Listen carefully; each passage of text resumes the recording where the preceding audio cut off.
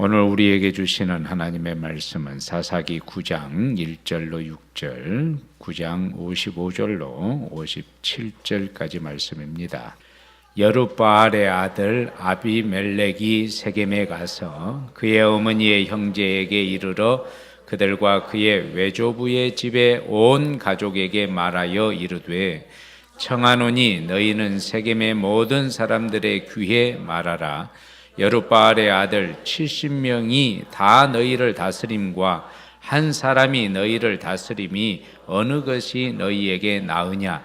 또 나는 너희와 고륙임을 기억하라 하니 그의 어머니의 형제들이 그를 위하여 이 모든 말을 세겜의 모든 사람들의 귀에 말하며 그들의 마음이 아비멜렉에게로 기울어서 이르기를 그는 우리 형제라 하고 바알불이 신전에서 은 70개를 내어 그에게 주매 아비멜렉이 그것으로 방탕하고 경박한 사람들을 사서 자기를 따르게 하고 오브라에 있는 그의 아버지의 집으로 가서 여룻바알의 아들 곧 자기 형제 70명을 한 바위 위에서 죽였으되 다만 여룻바알의 막내 아들 요담은 스스로 숨었으므로 남으니라.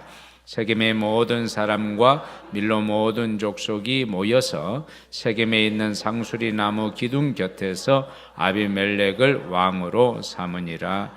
아멘. 사사기 9장 55절로 57절 말씀입니다. 이스라엘 사람들이 아비멜렉이 죽은 것을 보고 각각 자기 처소로 떠나갔더라. 아비멜렉이 그의 형제 70명을 죽여 자기 아버지에게 행한 악행을 하나님이 이같이 갚으셨고 또 세겜 사람들의 모든 악행을 하나님이 그들의 머리에 갚으셨으니 여룻바알의 아들 요담의 저주가 그들에게 응하니라. 아멘. 이번 한 주간 동안 온 국민들의 시선을 집중했던 사건이 하나 있어요. 최순실 게이트라고 하는 그런 사건이 하나 터졌습니다. 대통령 하야를 외치고 탄핵까지 부르짖으면서 촛불 시위, 또 대학가에서 성명서 발표, 교수님들의 성명서 발표, 이렇게까지 진행이 된 대형 비리 사건입니다. 게이트라고 하는 말, 영어로 GATE라고 하는 그런 단어를 씁니다. 일반적인 뜻은 들어오는 문이라는 얘기예요. 게이트, 톨게이트, 익산으로 들어오는 관문 뭐 이런 뜻이잖아요. 그런데 이것이 워터게이트 사건부터 시작을 해가지고 정부나 또는 정치 권력의 대형 비리, 부정부패 의혹 사건에 이 게이트라고 하는 말이 붙기를 시작을 해가지고 파문을 일으킨 사람이나 장소나 사건의 단어 뒤에 마치 전미사처럼 붙어서 사용이 되어집니다. 대형 비리 사건, 부패 사건이다. 그렇게 이해하면 되겠습니다. 성경 안에도 최순실 게이트 같은 그런 대형 비리 사건이 있어요. 오늘은 아비멜렉이라고 하는 사람의 사건을 통해서 그 아비멜렉의 사건이 우리에게 주는 교훈이 뭘까? 그래서 제목을 아비멜렉 게이트다 이렇게 붙여봤습니다. 이 아비멜렉이라고 하는 이 사람은 창세기에도 나오고 사사기에도 나오는 그런 인물입니다. 이 아비멜렉은 어떤 사람이냐면 아비멜렉의 아버지가 기드온입니다. 여러분 기드온 아세요? 기드온 하면 생각나는 게 뭐가 있어요? 미디안과 전쟁을 하는데 300명의 용사를 이끌고 가서 그 전쟁을 승리합니다. 미디안 군인들은 얼마나 많은지 메뚜기 떼와 같다 그랬어요. 그래서 그 미디안 군인들이 쳐들어오니까 이스라엘을 방어를 해야 되는데 이스라엘 사람들을 모아보니까 32,000명이 와요. 그런데 하나님께서 이것도 많다. 그래서 전쟁에 용기가 없고 의사가 없는 사람들은 돌아가라. 그러니까 22,000명 돌아가고 10,000명 남아요.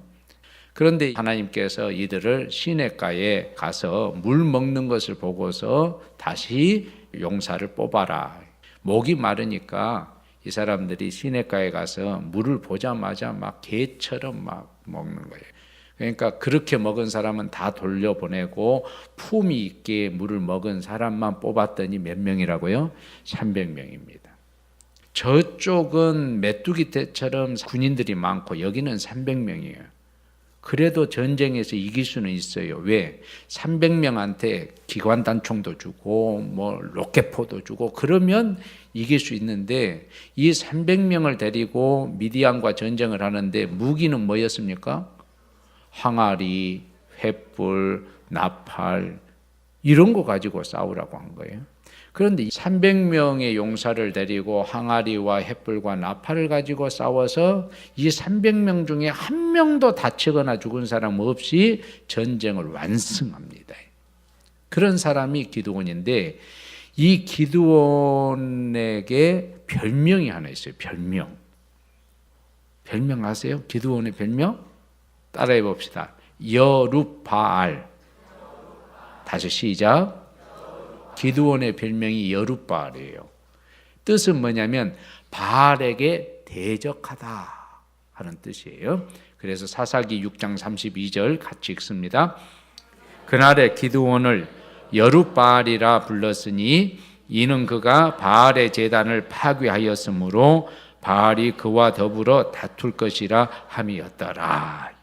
여룻바알이라고 불리우는 기드온에게 아들만 70명이 있었어요.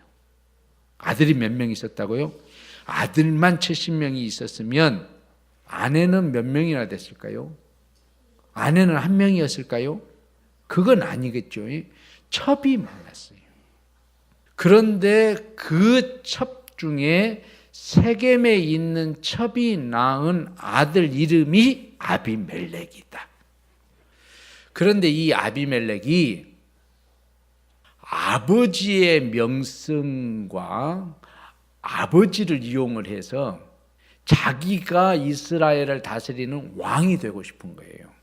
그런데 자기가 왕이 되려 그러면 뭐가 걸림돌이 돼요? 70명의 다른 아들들이 걸림돌이 되잖아요.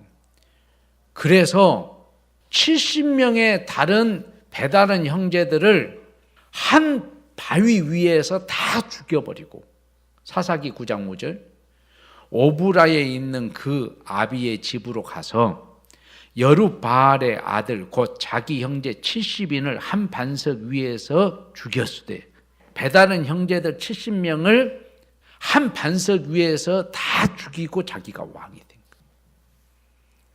자, 이 사람의 인생이 행복할까요? 불행할까요? 결국에는 불행해요. 어떻게 불행하게 끝나냐면 이 사람이 이제 죽을 때 어떤 식으로 죽냐면 전쟁을 하다가 한 여자가 성에서 맷돌을 던졌는데 그 맷돌에 맞아서 두개골이 깨져서 죽어요. 화살을 맞아서 죽은 것도 아니고 칼에 맞아서 죽은 것도 아니고 군인의 칼에 의해서 죽은 것도 아니고 누가 던진 맷돌에 의해서? 한 여인이 던진 맷돌에 의해서 두개골이 깨져서 죽더래요. 사사기 9장 53절 한 여인이 맷돌 윗짝을 아비멜렉의 머리 위에 내려 던져 그의 두개골을 깨트리니 그래서 그렇게 비참하게 인생이 끝나더라 하는 거예요. 그래서 오늘은 성경 안에 있는 아비멜렉 사건을 통해서 그 사건이 주는 교훈을 얻고 그리고 우리의 삶에도 그것을 적용해서 우리의 삶에는 하나님의 심판이 아니라 하나님의 축복만 있는 삶이 되기를 주님의 이름으로 축복합니다. 첫 번째는 성공 후에 자기 관리를 잘하자. 시작. 사람이 망가지는 것은 성공하기 전에 망가지는 게 아니라 성공 후에 자기 관리를 잘못해서 망가지는 경우가 더 많이 있습니다. 등산하다가 사고가 나는 경우를 보면 산을 올라가는 중에 다치는 경우보다는 정상까지 올라갔다가 하산할 때 방심해가지고 발을 삐끗한다든지 하는 경우가 더 많이 있습니다. 그것이 어떤 경우가 됐든지 성공 후에 자기 관리를 잘해야 그 성공으로 인해서 영원토록 내가 사는 동안에 행복할 수 있습니다. 아비멜렉의 아버지가 누구라고요? 기드온이라고 그랬어요. 기드온이 40년 동안 이스라엘을 다스릴 때에 그 나라가 태평했습니다. 사사기 8장 28절, 미디안이 이스라엘 자손 앞에 복종하여 다시는 그 머리를 들지 못하였으므로 기드온이 다스리는 날 동안 40년에 그 땅이 태평하였다. 그러니까 미디안 사람들은 기드온 이야기만 들어도, 말만 들어도 오금이 저리는 거예요. 그러니까 이스라엘을 쳐들어오지 못해. 기드온이 살아있는 동안은. 그러니까 이스라엘 백성들의 마음은 다 기드온이 이 나라를 다스려 주기를 원하는 거예요. 말하자면 기드온이 미디안과의 전쟁을 승리로 이끈 다음에 민족의 영웅이 됐어요. 성공한 거예요. 출세한 거예요. 그런데 성공한 이후에 자기 관리를 못했어요. 사람들이 성공하기를 원하는 이유 중에 하나는 뭐냐면 성공을 발판으로 해서 나의 부를 축적한다든지 아니면 그것을 통해서 내 권력을 더 확장시킨다든지 그런 데에 사람들의 목적이 있지 않았습니까? 그런데 기드온도 성공 이후에 자기를 잘 관리를 못해가지고 사사기 8장 30절로 31절 보니까 기드온의 아내가 어때요? 많았다 그랬어요.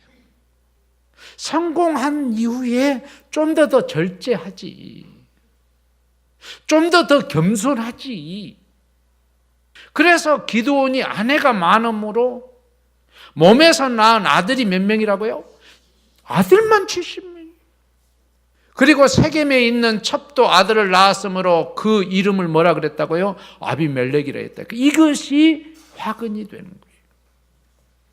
JTBC 손석희 앵커가 최순실 게이트 사건을 방영을 하고 또 그 다음날 방영하고 그러니까 말하자면 특종 청와대를 정면으로 공격하는 특종을 따낸 거잖아요.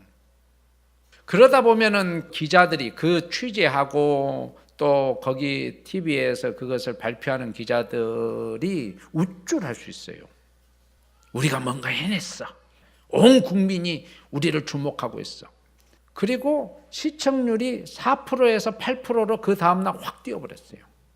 별거 아닌 것 같지만 요즘에는 TV 채널이 엄청 많잖아요. 그런데 4%에서 8%로 직상승해버리니까 기자들이 우쭐할 수 있단 말이에요. 그런데 손석희 앵커가 직원들한테 이렇게 문자를 보냈답니다. 더 겸손해라. 이럴 때일수록 더 겸허해라. 성공 후에 자기를 더 잘 관리하라는 거예요. 김대중 대통령 시절 때 김태정 법무부 장관, 여러분 기억하죠? 검찰총장을 지내고 법무부 장관이 됐어요. 검사가 되는 사람들은 다 꿈이 뭐냐면 검찰총장 되는 거예요. 그리고 검찰총장이 된 이후에 대통령이 임명해서 법무부 장관까지 되면은 그건 굉장히 가문의 영광이죠. 그런데 법무부 장관이 되니까 주변에서 그 사람한테 잘 보이려고 선물도 하고 청탁도 하고 그 부인이 밍크 코트 하나 받았어요. 따라해보다 부인이 옷을 받고 남편이 옷 벗었다. 왜? 성공한 이후에 자기 관리를 잘못한 거예요. 소설 상도 또 뭐 드라마에서도 뭐 상도라고 하는 드라마를 했습니다만은 조선 시대의 최고의 갑부 임상옥에 대한 이야기예요. 임상옥의 유명한 말이 있어요. 장사는 이익을 남기는 것이 아니라 사람을 남기는 것이다. 장사를 하더라도 철학이 있어야 된다. 시작. 철학이 없으면 안 돼요. 공직에 있는 사람도 철학이 있어야 돼요. 장사를 하더라도 철학이 있어야 돼요. 목회를 하더라도 목사의 철학이 있어야 돼요. 여러분, 윤상대 목사의 목회 철학이 뭐예요? 교회는 건물이 아니고 공동체다. 기독교는 종교가 아니고 관계다. 기독교는 종교가 아니고 관계예요. 교회는 건물이 아니고 공동체예요. 어떤 공동체를 만들 거냐에 윤상대 목사는 그걸 고민하는 거지, 어떤 건물을 지을 거냐 그런 고민은 한 번도 해본 적이 없어요. 임상옥이라고 하는 사람은 장사를 하는데 철학이 있었다고요. 장사는 이익을 남기는 것이 아니라 사람을 남기는 것이다. 그래서 그 당시에 조선에 있는 모든 인삼을 다 홍삼으로 만들어가지고 중국에 갔어요. 여러 우여곡절 끝에 그 홍삼을 다 팔고 나서 큰 부자가 될 수 있는 발판을 만들었습니다. 그리고 나서 그 자금을 가지고 또 장사를 더 잘해가지고 조선의 최고의 부자가 됐어요. 성공했어요? 성공 안 했어요? 성공했어요. 성공 후에 임상옥이가 하고 싶었던 게 하나 있어요. 그걸 했어요. 그게 뭐냐면 자기 집을 대궐처럼 지은 거예요. 그러니까 주변에서 시기 질투가 심해요. 특별히 관직에 있는 사람들, 과거 시험을 봐가지고 관직에서 영의정 좌의정 하는데 일개 장사치가 영의정 집보다도 더 커. 그래서 이 사람들이 없는 사건 하나를 만들어내요. 그게 뭐냐면 임상옥이가 홍경래의 난에 자금을 댔다, 이런 소문을 내요. 그 소문이 임금의 귀까지 들어가는 거예요. 이거 역적으로 몰리면 3대가 멸하는. 그래서 임상옥이의 스승이 위기 때에 이것을 네가 꺼내서 봐라 하고 3개의 선물 줬어요. 위기 때 꺼내보라고. 하나는 이미 썼어요. 그 중국에서 인삼 팔고 막 그럴 때 하나 썼어요. 2번째, 인생의 최고의 위기가 온 거 아니겠어요? 역적으로 몰려가지고 다 죽는데 2번째 스승이 준 선물을 탁 끌어봤더니 잔이 하나 있어요. 잔이. 보통 잔하고 똑같은 잔인데 왜 이런 잔을 나한테 줬을까? 아무리 둘러봐도 이유를 모르겠어요. 고민하다가 여기에다가 술을 따라봤어요. 그랬더니 술을 따라서 한 70% 80%만 차면은 이 술잔에 술이 그대로 있는데 가득 채우면 물이 다 없어지는 거예요. 술이 다 없어지는 거예요. 그래서 또 부어본 거예요. 또 70% 80%면 그대로 있는데 가득 채우면 전체가 다 없어져요. 그래서 그 잔의 이름이 뭐라고요? 개영배. 따라해보다. 개영배. 뜻은 뭐냐면 가득 채움을 경계하는 잔이다. 그때 깨달은 거예요. 내가 재산이 많다고 이것을 사람들 앞에 뽐내면 이것 때문에 전체가 다 없어지는구나. 지금 내가 홍경래한테 자금을 한 번도 준 적이 없는데 지금 이 오명을 쓰고 역적으로 몰려서 죽게 된 것은 내가 돈 꽤나 있다고 이것을 자랑하니까 주변에 있는 관리들이 시기 질투를 해서 이렇게 됐구나. 딱 깨닫고 집을 부셔요. 그리고 작게 축소를 해요. 그리고 가지고 있는 재산 중에 일부를 나라에 기부를 해요. 여러분, 돈 많이 벌면 기부하세요. 기부하세요.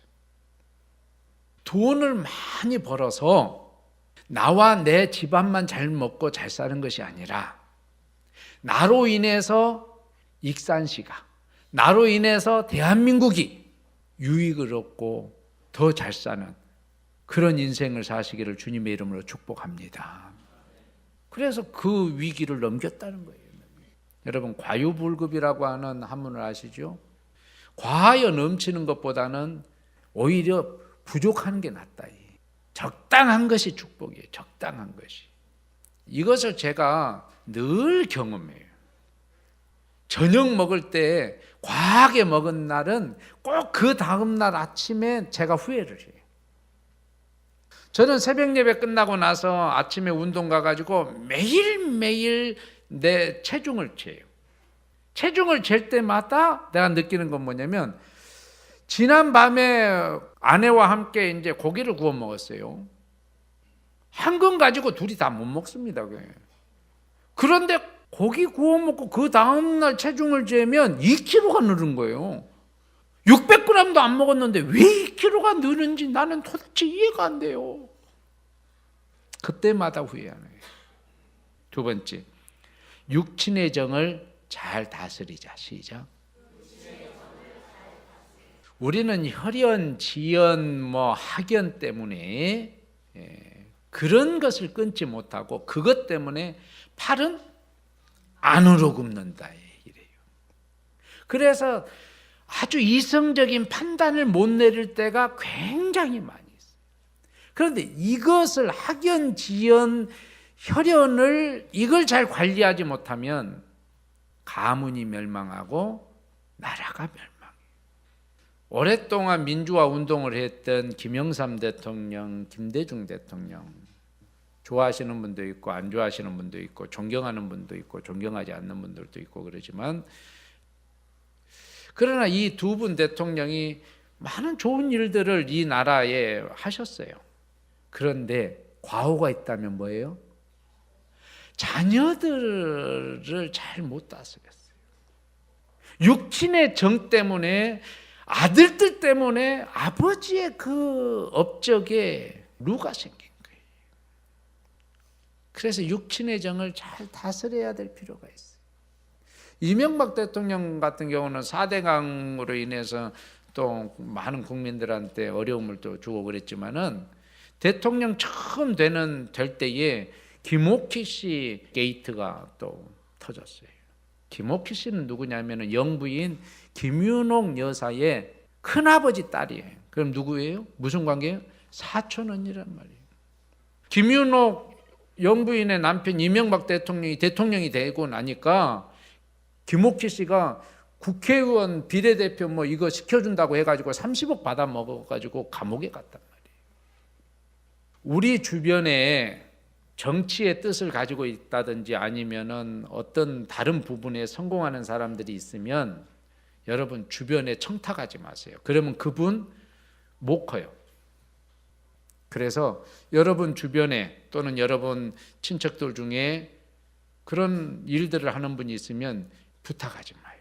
그래야 나라와 민족을 위해서 큰 일을 해요. 최순실 게이트 왜 나온 거예요? 왜?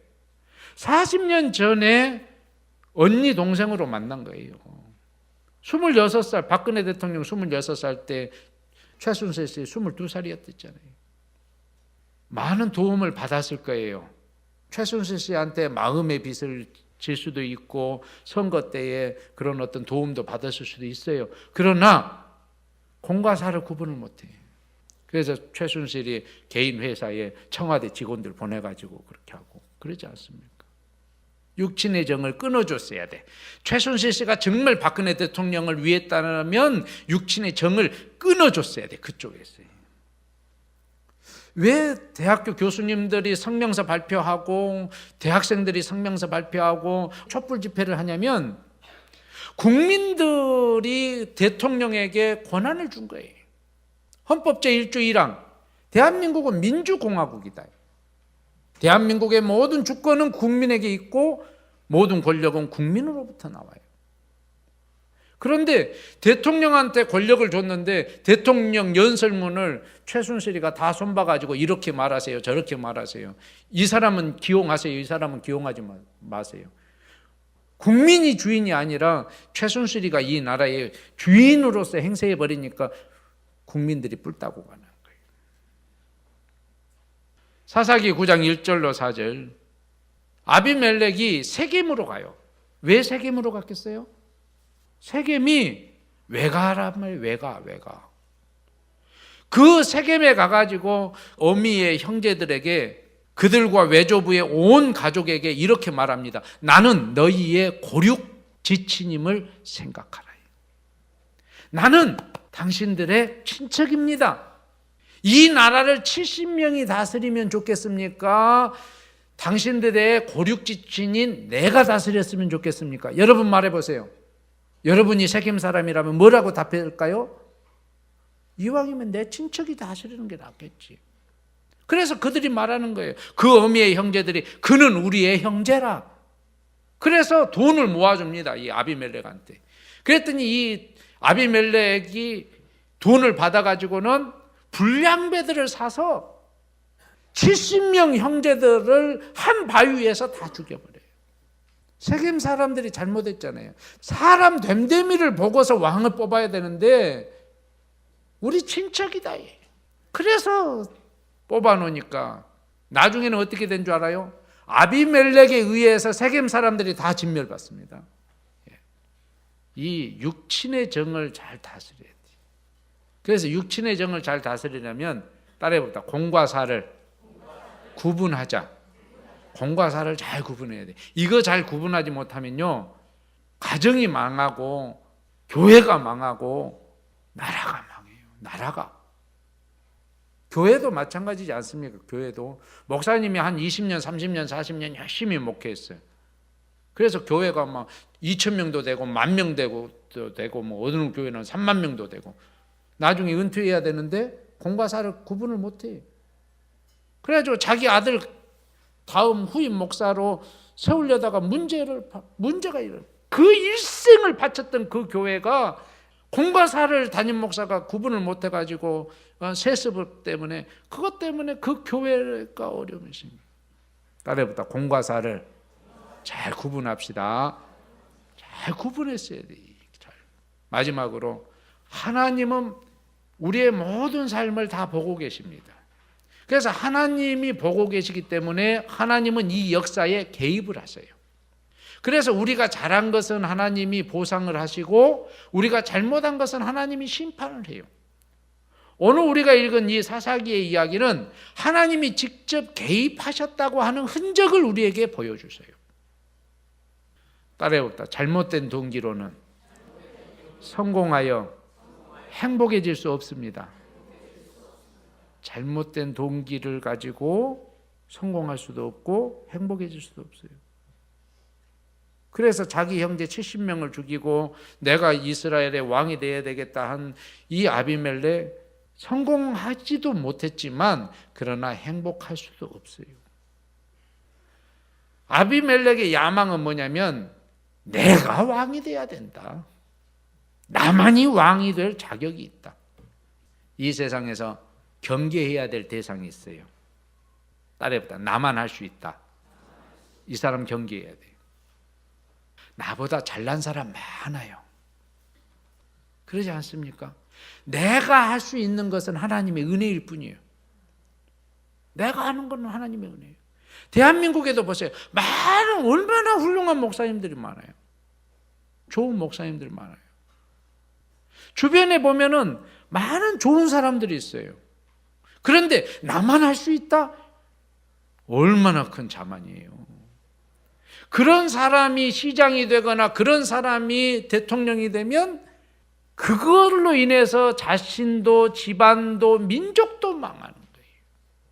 따라했다. 항상 겸손합시다.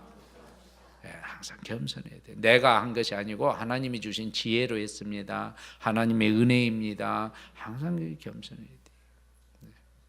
내가 대통령 만들어서 그러니까 이 문제가 생긴 거예요. 내가 대통령 만들었어요. 그러니까 청와대에 누구는 내가 넣어야 되겠어요. 자기 지분을 거기에서 주장해 버리니까 문제가 생겨요. 사사기 9장 22절로 23절 보세요. 하나님이 직접 개입하신다니까요. 모든 일에. 아비멜렉이 이스라엘을 다스린 지 3년에 누가? 하나님이 아비멜렉과 세겜 사람들 사이에 악한 신을 보내심에 세겜 사람들이 아비멜렉을 배반하였다. 세겜 사람들이 아비멜렉을 배반한 것은 우연이에요? 하나님이 하고 계시는 거예요? 하나님이 하고 계시는 거예요. 하나님이 악한 신을 보내서 세겜 사람들이 아비멜렉을 비반하게 만들어가지고 아비멜렉이 화가 나가지고 세겜 사람을 다 죽여버려요. 그런데 이게 세겜 사람에 대한 하나님의 심판이었다는 거예요. 그리고 나서 이 아비멜렉이 데베스라고 하는 성을 점령하기 위해서 전쟁을 일으켜요. 데베스라고 하는 이 성을 쳐들어갔는데 사람들이 다 도망을 가다가 높은 망대로 올라가요.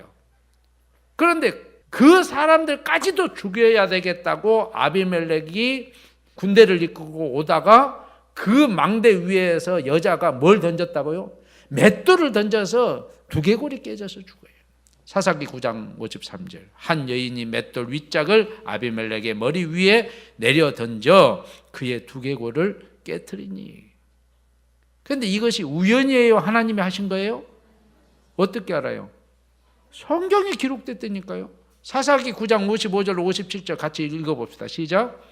이스라엘 사람들이 아비멜렉의 죽은 것을 보고 각각 자기 처소로 떠나갔더라. 아비멜렉이 그 형제 70인을 죽여 자기 아비에게 행한 악을 하나님이 이같이 갚으셨고, 하나님이 하신 일이니까요.